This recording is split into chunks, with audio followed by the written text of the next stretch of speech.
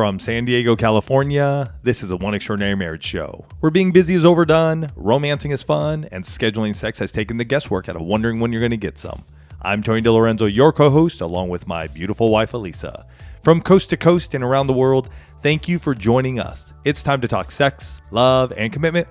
Give us a call or text us on the HUG hotline at 858-876-5663 or send us an email to hugs@oneextraordinarymarriage.com. This is part 3 in our series, Let's Talk About Sex. This week, we are digging deep into what's okay and what's not when it comes to talking with our friends. There's an anonymous quote that says, not every part of your personal life needs to be made public. Yep. Absolutely. And that's really what we're going to be talking around with this show, about talking about sex with our friends. And you could probably put a little caveat around there. And also I think with when family. you say sex with our friends, talking about sex with our friends and with our family. Correct. Not having sex. Correct. Yeah. Let's make sure we know what we're doing here. Absolutely. Well, first and foremost, we start each show with a hug, and a hug's an opportunity for you to hear from someone else in the one family whose marriage is experiencing breakthrough. And this hug comes from a Facebook message that we received that started by saying, I wanted to reach out and let you know that I have just recently started listening. I found you by listening to Jeff and Mandy Rose in a podcast from years back where you all were guests. Oh, wow. Yes, I remember that. That's been a while. That's been a while. I wanted to say how much I appreciate what you do. It's daily inspiration for me. I used to listen to music in the morning before while I was getting ready for work, and now I found your podcast, and I believe it has really helped me have my relationship in the forefront of my mind, trying to make conscious decisions to make it a priority. We are high school sweethearts who have been together for 6 years and will be married next spring. So ready to begin our marriage journey and create a strong, healthy, and loving marriage. I hope you two always continue to be transparent and inspire others. Oh, I love it. I love it. And congratulations on your engagement and as you get ready for your wedding. Absolutely. And you know what's so neat when I read those messages or share those messages from those who are dating and engaged? It never ceases to inspire me about the extraordinary marriages that are coming behind us. Mm-hmm. Because think about it. These guys are engaged and they're working to make their marriage so extraordinary. And, where is it more fitting than in this topic of talking about sex?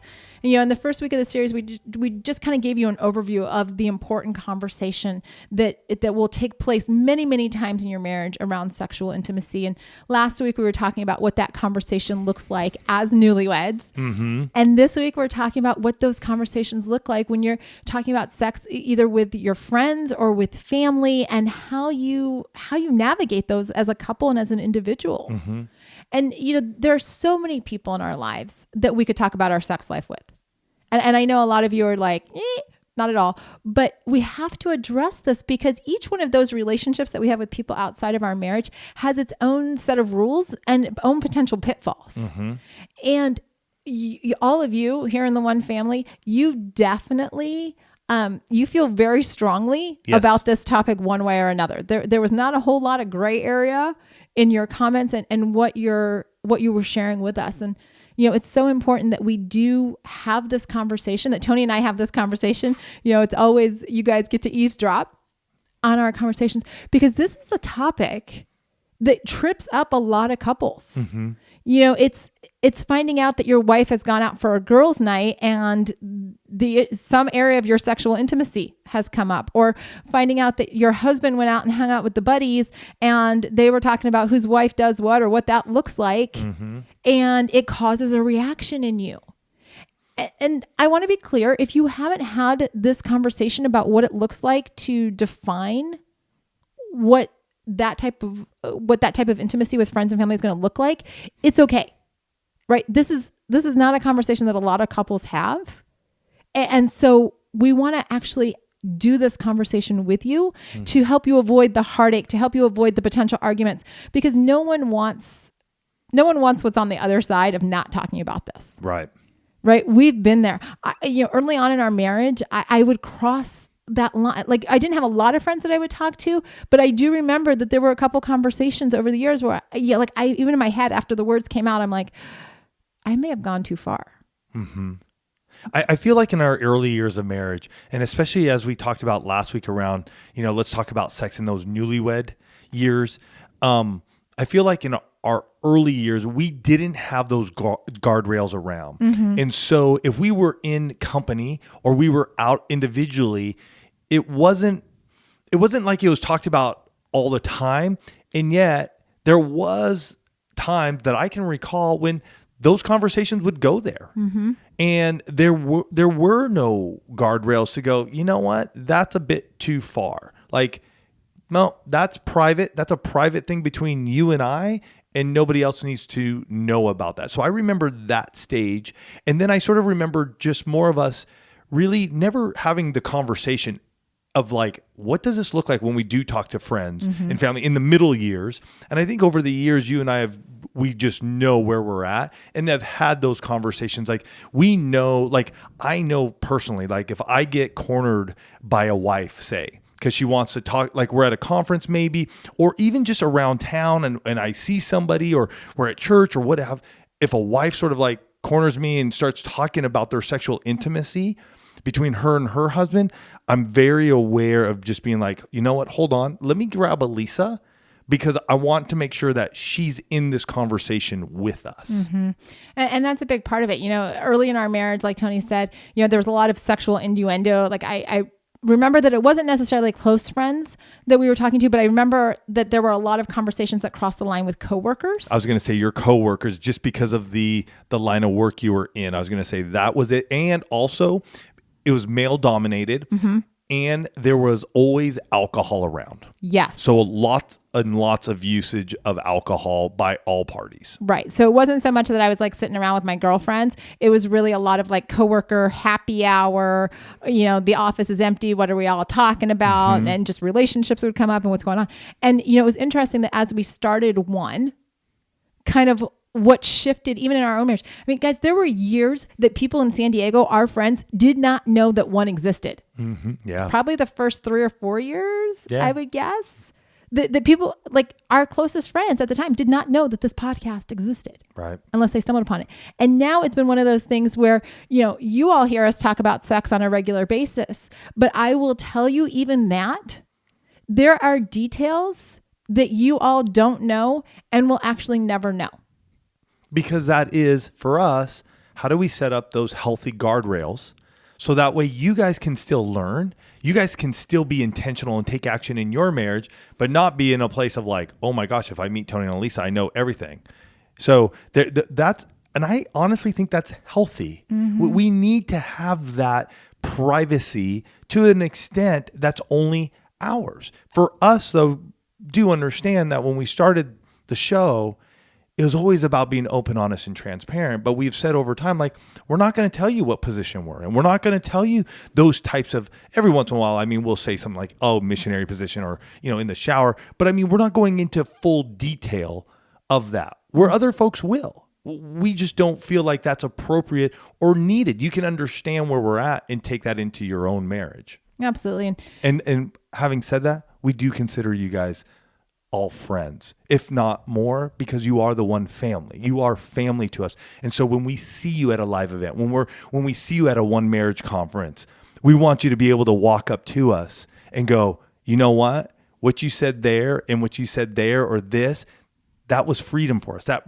allowed us to have breakthrough. And so we want that to happen. And we asked you, you know, how many of you have clear boundaries on what's okay for you to discuss with other people? And only 36% of you have clear boundaries. I see that number as probably spot on. Yeah. I really do, because I think this is an area where it's not a conversation that we're typically having. So I believe that number is going to be on a lower side. But what that means is that 64% of you haven't had this conversation, or you're unclear about what the boundaries are, what those guardrails are. And, you know, No, I was going to say, because these are extraordinary marriages and extraordinary couples, let's start talking about it. So that way this week, we're going to have that opportunity for you guys to be able to go, yeah, let's get some clarity around this, because especially for a spouse where you're feeling like, man, is my husband going off and just talking with all his coworkers about me and what we're doing? Or is my wife really just taking off today and just going to sit around the pool with their girlfriends and talk to all our girlfriends about what we're doing and what we're not doing. And so allowing to build those guardrails up. And the reason I say this, because it's all built on trust. Mm-hmm. Because when we have these guardrails, we build trust. And every time that we go out and we do something with, our guy friends, our girlfriends, whatever that may be, and we don't say stuff like that, we build trust in our spouse. And by doing that, we increase the emotional intimacy, the sexual intimacy with our spouse. Mm-hmm. And that is vitally important. Now, we know that for some of you, any conversation about sex with someone outside of your marriage is an absolute no-go. Mm-hmm. You were very clear. You're like, it doesn't. Nope. No. It's not happening. Not happening.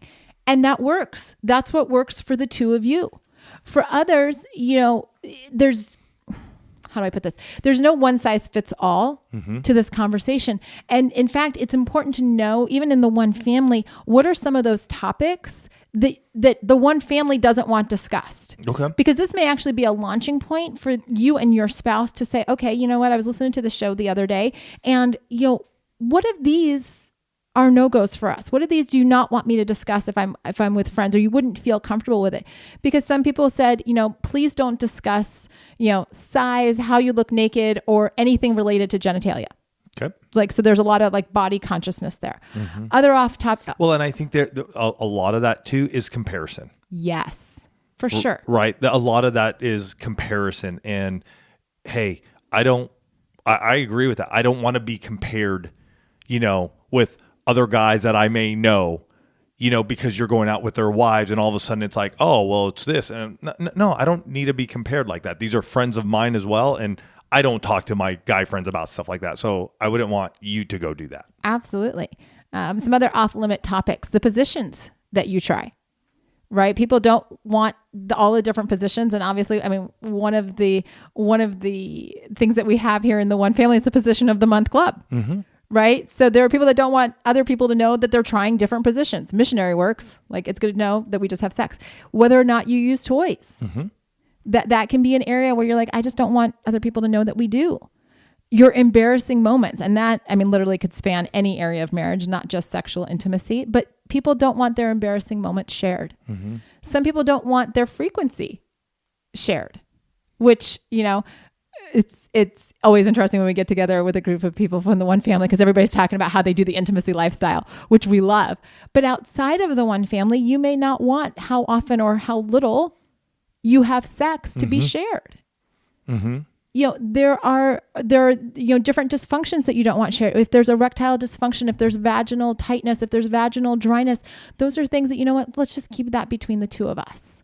Maybe you don't have a lot of variety in your marriage, and that it feels embarrassing to you. And so you don't want that you don't want that discussed. Some of you don't want the fact that pornography is in your marriage to be discussed, or you have these feelings of inadequacy, or maybe you've got fetishes and you just don't want that to be. And guys, these were all comments that came out of the one family. Mm-hmm. And I share them with you. We share them with you because sometimes you have to hear it here so that the two of you can have the conversation together. Mm-hmm. Because you can take this list and go, okay, what of this?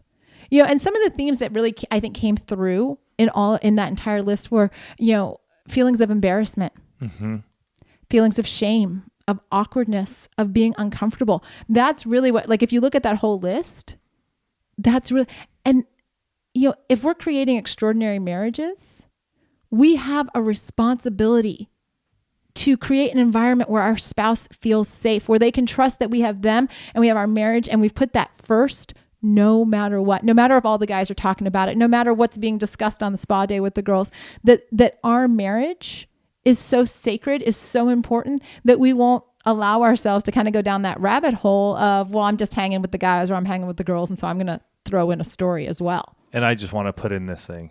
You have the gift of self-control. You do. You have that gift of self-control.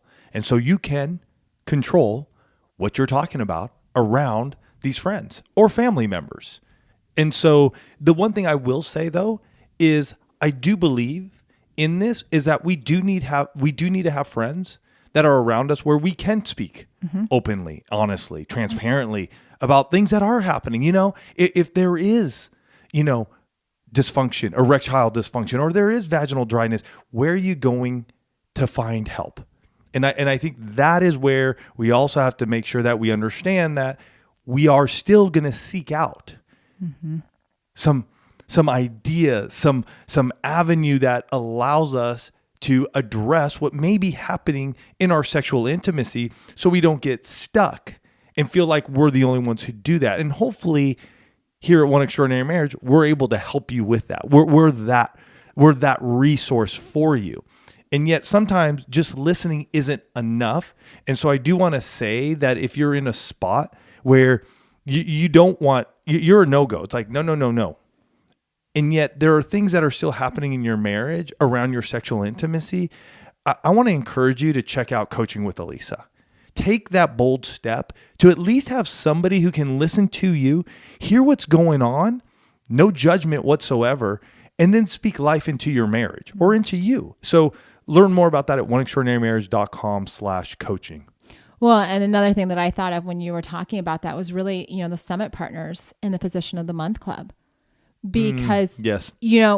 There's a group of people, a tribe, a family who all have this kind of the same foundation, because they've been, longtime listeners. They've been people who, understand what we do here at One Extraordinary Marriage, and they want to be in a community with other people who are super excited about doing marriage with this type of intentionality of having a safe place to talk about sex, the good things and the bad things, the challenges and the wins. The wins. And so it's, so many of us don't have people in our world. And we've heard from a lot of couples in the Summit Partnership who have said, there's nobody around us that we could be this candid with. Mm-hmm. And because of that, they would hear it on the show, and then, they said, well, let me try this out. Now they've got this tribe. I love it because they're meeting up with each other and they're doing all this kind of stuff. But that really becomes the family that you talk to, the family that it's okay to talk to. Right.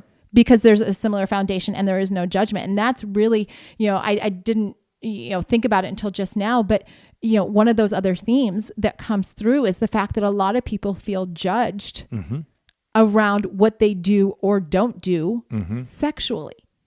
And, that has probably gone back for centuries that happens. And so it's finding a judgment-free place where, you and your spouse, and it doesn't matter, it's Position of the Month Club. If it's, a marriage group at your church, we know there are some phenomenal marriage groups, small groups, marriage ministries, whatnot throughout the country and the world who are, really equipping couples, but you got to find your place, because you do need to be able to talk about what's going on with you in a safe and trusted environment.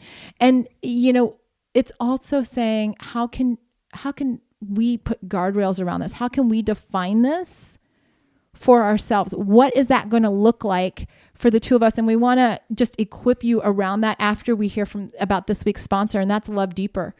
And Love Deeper is the workshop for you and your spouse to learn more about not just why you are the way you are, but how your two individual styles work together to create an extraordinary marriage.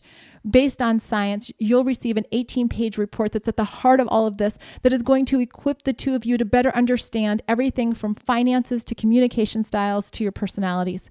But more than that, we pair the report with a live 2-hour workshop where Tony and I will review every single page. Yes, all 18 pages of the assessment, and take your questions. So it's not just a take. It's a give and take. Yep. Right? You're going to give us questions. We're going to give you answers specific for yours.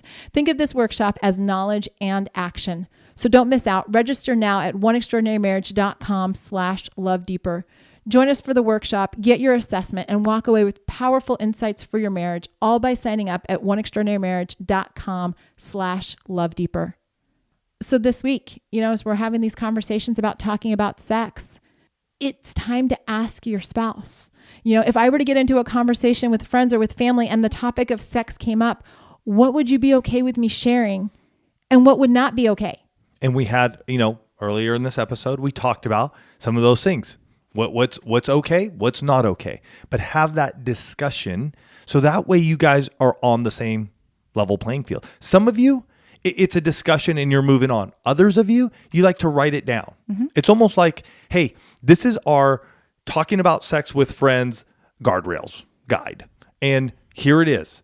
hey, you can talk about this. We can talk about this. We're not talking about this. We can talk about this. We're not talking about that. And that at least gives you guys an understanding of where you're at. And I say this because, man, there's no worse feeling. And I've done this before in our marriage where out with the guys or doing something and all of a sudden you start talking and you bring something up and you're like, oh, no big deal. Then to come home to share, oh, Lisa goes, hey, well, how was your night? Oh, it's great. We started talking about this and this and, oh, we talked about that. And all of a sudden she's looking at me like, you did what? You talked about what? Why would you do that? Well, I don't know. It's just my buddies and we're talking. And to me, I didn't realize the broken trust that happened in that moment because we hadn't had a clear understanding. And so in that moment, obviously you learn, you go, oh, okay, got it. At least I did. And that's how sometimes what we did and how we learned to go and walk this road. So it took us a lot of years because sometimes you're taking a step and you do something which was like, ooh, that wasn't good.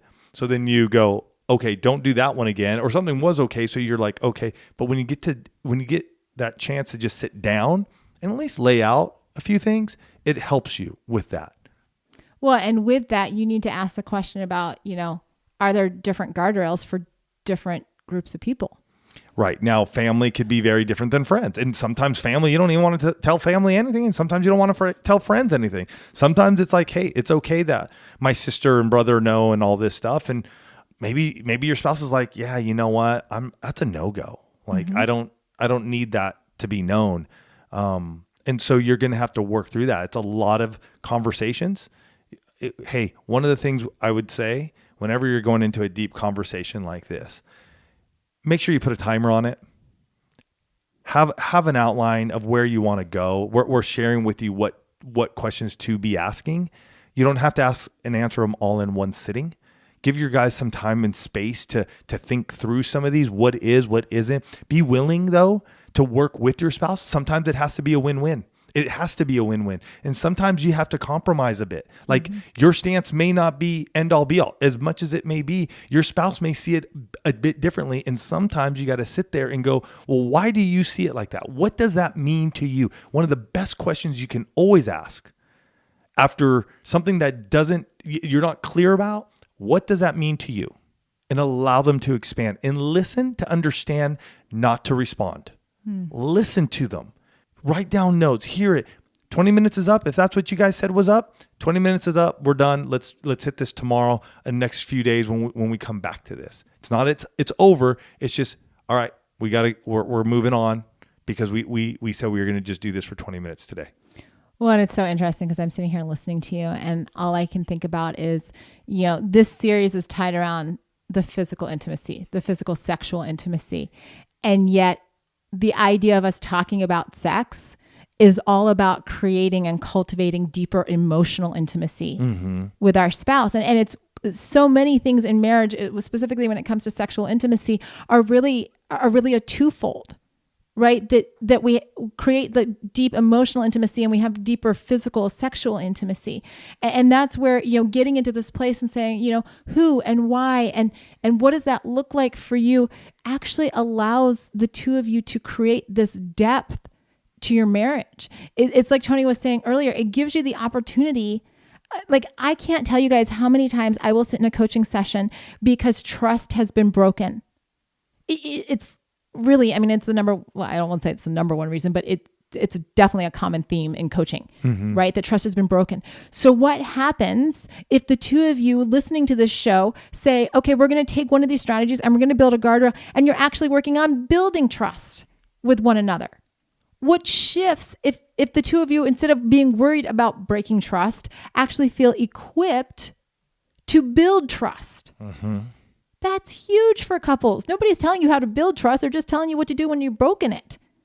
This shifts things. This brings a measure of clarity to your marriage. No more wondering, oh, did I just overstep? How's he going to feel about this? What's she going to say about it? Like, you get to know because you've had the conversation. And it actually then starts to serve as a springboard for for taking the same strategy. So often we talk about things right around sex, and we know a lot of you will just apply it to the sexual intimacy. But because this is really an emotional intimacy depth that we're bringing to the marriage, you can springboard this to other areas of marriage. What's okay to talk to family and friends about in regard to our finances, in regard to parenting, in regard to, any other area. These are not one and done conversations. We need to be looking at this and saying, this is our marriage. What are you okay with me taking outside the four walls of our home? And how can I build your trust by honoring who we are, who you are, and what you need from me? Because I'll tell you, we were recently at an event, and here we are with this event with Front Row Dads, and this topic of honor came up, and just how much that really does get to the heart of who so many of us are, that we want to be honored for who we are and what we think. And this whole concept of talking about sex with other people is an opportunity for you to bring such a measure of honor to your spouse and to your marriage. And when that happens, how much greater can the love be or grow between you and your spouse? Yeah. Hey, it's a big topic. But one we believe in that should happen. If you want to have that extraordinary marriage, you got to begin to set up these guardrails and understand, because this marriage, until death do us part, is something we're doing for a long time. And those guardrails may change as you progress through the years of marriage. It may be different when the kids are younger than when you're in your 60s and 70s. I don't know. Elisa and I know for us, it's changed in the 23 years that we've been married, for sure. But we got to continue to address it, look at it, and honor one another. Hey, join us next week as we continue the series. Let's talk about sex after having kids. Oh, it's a big one. Having sex after kids. Let's go. We want to hear from you. So make sure, you jump on over to Instagram, go to @OneExtraordinaryMarriage. Make sure you jump on the polls, because we want to hear from you guys. We love you guys. Have a fantastic week. And we hope you enjoy this conversation you're going to have with your spouse as you begin to set up those guardrails around talking about sex with your friends and your family. Love you guys. Have a great week. We'll catch you next week. Love you guys.